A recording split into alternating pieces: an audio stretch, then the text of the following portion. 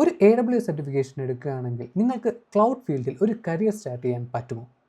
Short answer ഇല്ല, പറ്റത്തില്ല.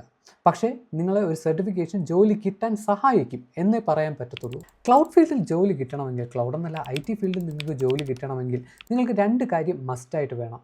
Technical knowledge വേണം, അതുപോലെ തന്നെ സ്കില്ല് വേണം. ഈ 2 കാര്യങ്ങളുണ്ടെങ്കിൽ മാത്രമേ നമുക്ക് ജോലി കിട്ടത്തുള്ളൂ.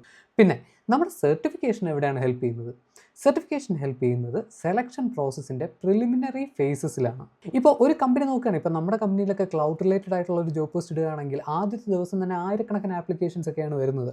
പക്ഷേ ഈ ആപ്ലിക്കൻസിൻ്റെയൊക്കെ ഈ എഡ്യൂക്കേഷൻ അതുപോലെ തന്നെ skills more or less similar ആയിരിക്കും. പക്ഷേ ഈ ഒരു സർട്ടിഫിക്കേഷൻ നിങ്ങൾക്കുണ്ടെങ്കിൽ നിങ്ങൾ ഒരു സ്റ്റെപ്പ് ഫ്രണ്ടിലോട്ട് നിർത്തും, നിങ്ങളുടെ റെസ്യൂമയെ ഒരു സ്റ്റെപ്പ് ഫ്രണ്ടിലോട്ട് നിർത്തും.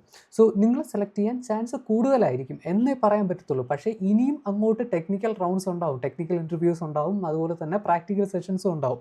സോ ഇതെല്ലാം പാസ്സായാൽ മാത്രമേ നിങ്ങൾക്ക് ജോലി ഉറപ്പാക്കാൻ പറ്റത്തുള്ളൂ. സോ ബേസിക്കലി ഞാൻ പിന്നെ റിപ്പീറ്റ് ചെയ്ത് പറയുകയാണ്, നോളജ് ആൻഡ് സ്കില്ലാണ് എല്ലാം, ബാക്കിയെല്ലാം പിന്നെ വരത്തുള്ളൂ. നിങ്ങൾക്ക് എന്തെങ്കിലും സംശയം ഉണ്ടെങ്കിൽ ഈ വീഡിയോയുടെ താഴെ കമൻറ്റ് ചെയ്ത് ചോദിക്കാൻ മടിക്കണ്ട.